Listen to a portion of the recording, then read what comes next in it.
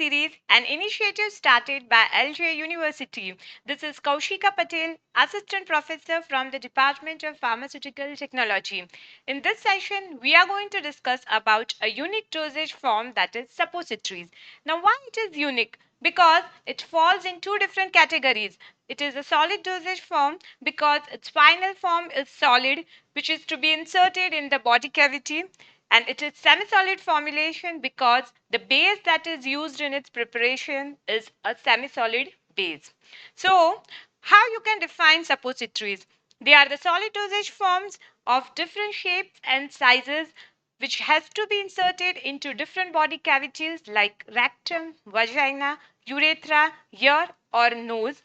They will melt or dissolve in that body cavity and provide local or systemic effect. So, what are the advantages of this formulation? It helps you to avoid the first pass effect because the drug absorbs directly through the rectal cavity in the systemic circulation, and by absorption it can provide either the local effect or the systemic effect in the body. It is suitable for unconscious patients also, so it is highly preferred for pediatric and geriatric patients. It have rapid and direct action in the rectum. Due to the effect in the rectum, it helps in the evacuation of bowel very easily. As I told you, it can be used for both the category of patient, pediatric and geriatric patient. And it can be selected for the drugs which can cause GIT irritation or vomiting in the patients. Apart from that, rectum has the largest surface area in the body, so absorption is much faster and the onset of action is also very fast. If you see the limitations, then the major limitation is that storage condition is to be maintained very properly because you have to store it in refrigerator throughout the shelf life. Besides that, if the drug which you have used in suppository is irritating in nature, then it can cause inconvenience to the patient. It also leads to embarrassment to the patient because insertion in the body cavity may require help from some medical professional person. Then you can, its manufacturing and scale up is difficult on large scale. On small scale, it can be prepared easily. It is also costly because you have to use different bases and the ingredients which might be costly. And sometimes the drug may be degraded by the microbial flora which is present in the rectum, which may lead to the reduced effect of drug in the body. Then, how many types of suppositories are there? So, depending upon which body cavity you have to insert the suppository, there are 5 different types of suppositories: rectal, vaginal, urethral, nasal, and ear. The shape size of the suppository varies depending upon its type. Now, the most important part, that is the base. Any suppository, when you are preparing, the major characteristics depend upon which type of base you are using to prepare that suppository. So, there are 4 different types of bases which can be used: oily or oleaginous bases, aqueous bases, water miscible bases, or emulsifying and synthetic bases. So, what should be the characteristics that is desired from a particular suppository base?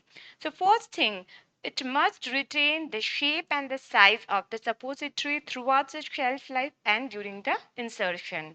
It must melt at the body temperature to provide the faster release of drug from the formulation. It should be non-irritative and compatible with most of the API. While preparing, it should shrink sufficiently so that it can be removed from the mold easily. Then it should not interfere in the release or the absorption of the drug from the base. It should be physically stable on storage, and it should not soften or harden upon the storage. So such suppository base will form an ideal suppository base. So let's see all the different suppository bases one by one. The first one and the most oldest one and the most widely used one is the cocoa butter, also known as theobroma oil. The best advantage of cocoa butter is it melts at the body temperature between the range of 30 to 35 degrees Celsius very easily, and it can be solidified also very easily upon refrigeration. So it is, as you can see in the image, it is somewhat yellowish brown in color, and it looks like a chocolate in appearance, and it is formed from triglycerides.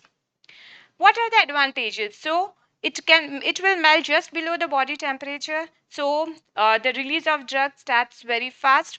It can be maintained at the solid condition at room temperature for sufficient period of time, and upon heating it becomes liquid very easily, and then within 5 minutes it can be solidified upon cooling. Now, what are the disadvantages of cocoa butter? It may lead to polymorphism, which may affect the solubility and the action of drug in the body. It have high capacity of getting rancidifying, which reduces its shelf life. The base may get adhered to the mold, and while demolding that base, it may distort the original shape of the suppository. It may lead to leakage from the body cavity, which may cause embarrassment to the patient. It is costly, and it is immiscible with the body fluids. And some drugs may reduce its melting point, like chloral hydrate and lactic acid, so it cannot be used with such drugs. Second type of bases, they are water soluble bases or aqueous bases. So there are three types of aqueous bases: glycerogelatin, soap glycerin, and macrogol or polyethylene glycol bases. So what is glycerogelatin base? It is formed by glycerin and water by using gelatin as a stiffening agent, and it is preferred mostly for vaginal suppositories. What are the advantages? It will melt and mix with the body fluid easily. It do not get rancid, and it can be used to prepare different types of suppositories. What are the disadvantages? Glycerogelatin base is difficult to handle because the suppository that is formed is very soft in nature. There are more chances of bacterial growth. It is hygroscopic in nature, which may cause irritation after application and during storage. It is laxative in action, that means it is not inert in nature, and it is incompatible with certain drugs. So next is macrogol bases, also known as polyethylene glycol bases. Such bases, they are very attractive in appearance due to their white color, and they are available in different forms like solid, liquid, and semi-solid, depending upon the molecular weight and the viscosity of the polymer. So uh, the different advantages of macrogol bases, they are chemically very stable, they are physiologically inert, they are non-irritative, they do not allow the bacterial growth, they provide prolonged action, they do not stick to the mold, and they are very clean, smooth, and attractive in appearance. So major disadvantages of cocoa butter can be rectified by using this macrogol bases. The next is synthetic bases. Such bases, they are hydrogenated oils like edible oil or coconut oil, and they are also having many advantages over the cocoa butter bases, like they do not lead to polymorphism, they are resistant to oxidation, they don't require lubrication because they don't adhere to the mold, and they have very good water absorption and emulsifying properties. Synthetic bases, the disadvantages are only two. If you rapidly cool them, then they may become brittle, and they may lead to sedimentation of the particles because their viscosity is less compared to the cocoa butter base. Next is emulsifying bases. These bases, they are the proprietary synthetic bases which have been patented. So they have all the advantages of synthetic bases.